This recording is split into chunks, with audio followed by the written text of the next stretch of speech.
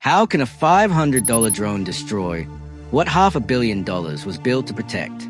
That question was answered on a cold dawn in southern Ukraine, when a small, buzzing object changed the course of an entire front. In just 9 to 4 seconds, a Ukrainian FPV drone triggered a chain reaction that wiped out more than 2 million pounds of ammunition, vaporized 6 elite Russian soldiers, and shattered one of Moscow's most important military logistics hubs just days before a key international peace summit. This is a story of that strike, how intelligence, precision, and creative planning combined to pull off one of the most remarkable operations of the entire war. At 4 a.m. local time, Ukraine's operation began. The objective, the Mariupol Depot, a massive logistics complex feeding Russia's southern campaign. This wasn't just another warehouse. It was the main artery of Moscow's supply network, responsible for nearly half of all small arms, rockets, and artillery shells flowing into Crimea and the Zaporizhia corridor.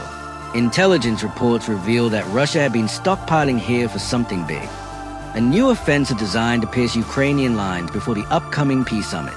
If that assault succeeded, it would strengthen Russia's hand at the negotiating table. If the depot fell, it would cripple Moscow's momentum for months. Russia believed Mariupol was impenetrable.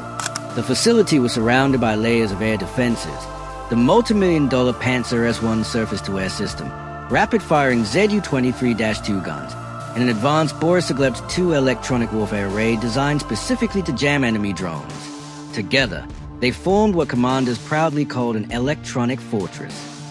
But Ukraine wasn't planning to storm the fortress. They were planning to outthink it. The device that defeated this fortress was almost laughably simple, a commercially available FPV drone, a modified hybrid 3D tech rebuild model worth about $500. It carried a 10-pound shaped charge, was controlled via Starlink uplink, and, crucially, used a fiber optic tether, making it immune to jamming. The operation wasn't improvised. It was a product of 12 days of coordinated intelligence work by Ukraine's main Directorate of Intelligence, known as HUR. Using Maxar satellite imagery, analysts mapped every structure, road, and checkpoint around the depot.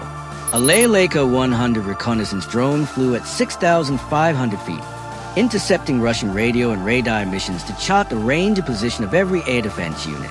Meanwhile, local partisans, farmers, shopkeepers, and drivers who risked their lives daily provided human intelligence from inside occupied territory. They recorded vehicle movements, confirmed the arrival of new ammunition shipments, and ultimately verified that the stockpile contained roughly 2 million pounds of munitions. The Russians believed their defenses made them invisible. What they didn't realize was that every one of those defenses was being watched. With a target mapped, Ukrainian planners launched a deception campaign designed to pull Russian attention elsewhere. Fake radio transmissions were broadcast on frequencies known to be monitored by Moscow's intelligence units. These messages hinted at an imminent Ukrainian ground assault near Kherson, nearly 100 miles to the west. The ruse worked perfectly. Russian command diverted elite units, including 6 naval infantrymen and members of the Akhmat Vostok UAV team, to the supposedly secure Mariupol site, believing they were reinforcing a key logistics base. As soon as their arrival was confirmed, Ukraine's strike team activated Phase 2. At 4 a.m., under cover of darkness, the small Ryabov drone lifted off.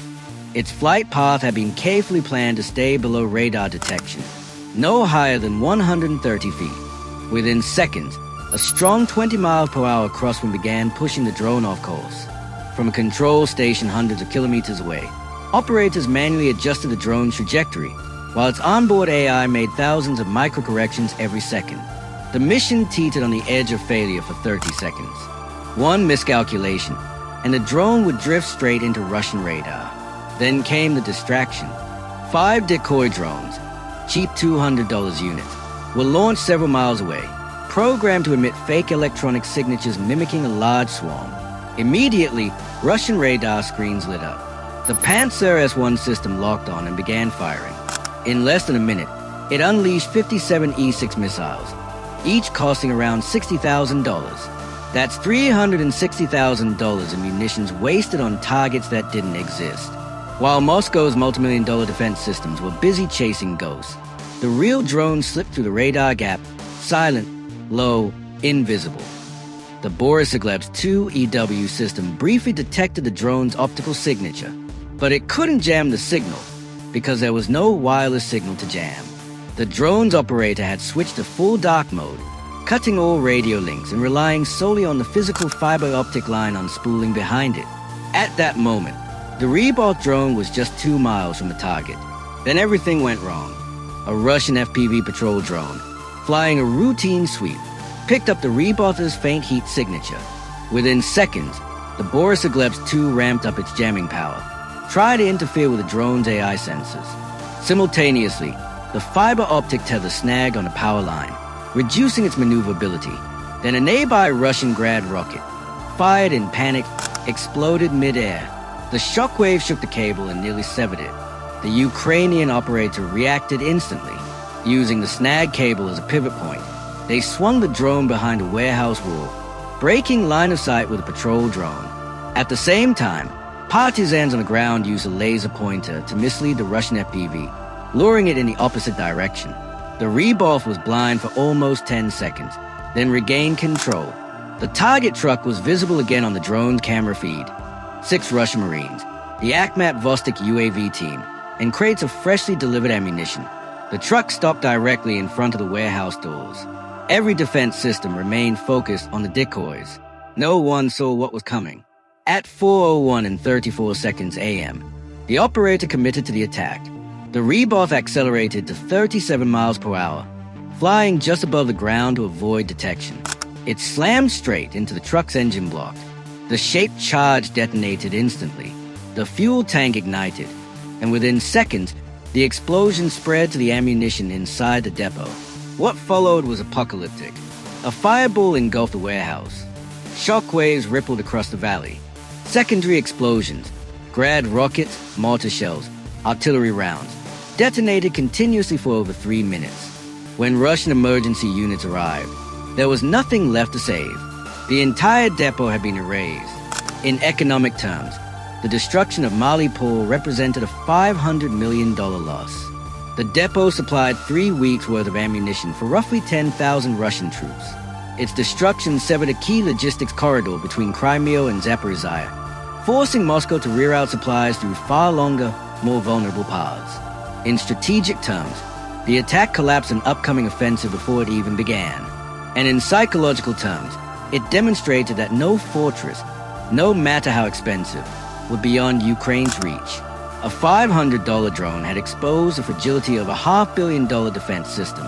For military analysts, the operation is a textbook example of modern asymmetric warfare, a war defined not by size or spending, but by adaptability, creativity, and speed.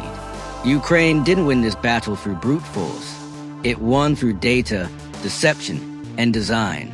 By integrating 4 forms of intelligence: satellite imagery, IMINT; signal interception, SIGINT; human intelligence from partisans, HUMINT; and real-time drone surveillance.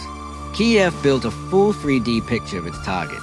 The use of AI-assisted flight control, combined with manual piloting under extreme conditions, revealed how humans and machines can cooperate in near-perfect synchrony. Meanwhile, electronic deception, the fake radio chatter and decoy drones, turned Russia's strongest offenses into its greatest weakness. The strike also highlighted how civilian technology can outmatch military hardware. The Ryabov wasn't a secret prototype. It was a modified commercial drone. For a few $100s, Ukraine neutralized systems worth millions. The Mariupol strike is more than a story about one explosion. It's a signal of how the future of war is shifting.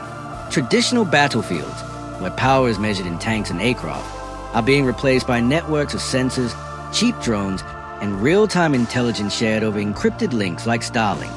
Where Russia relies on heavy, expensive systems built in factories, Ukraine relies on adaptability and open-source innovation. In this new paradigm, agility beats armor. A soldier with a tablet can now outperform a battalion with artillery. A $500 drone can destroy a fortress built for $500 million. And that changes everything. Within hours of the explosion, Russian state media attempted to downplay the incident, calling it a minor fire.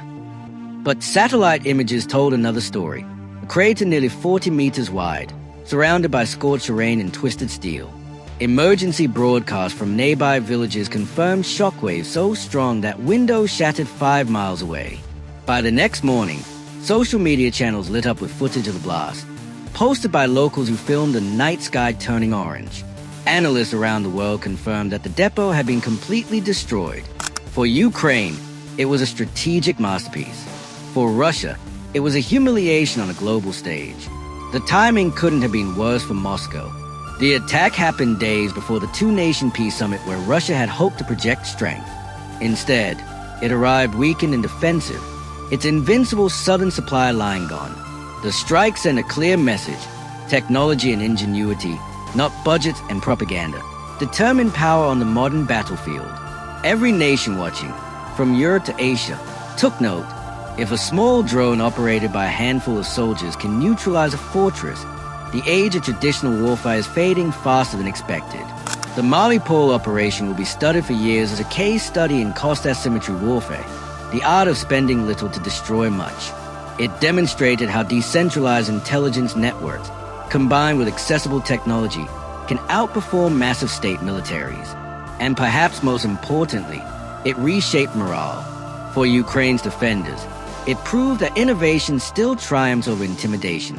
In a war dominated by missiles, tanks, and propaganda, the quiet hum of a $500 drone accomplished what entire divisions could not. It reminded the world that in modern warfare, creativity is the most powerful weapon of all. If you found this report insightful, subscribe to Global Briefing for more frontline analysis and breaking updates from across the world. Because in the age of smart wars, understanding how power truly shifts is no longer optional. It's essential.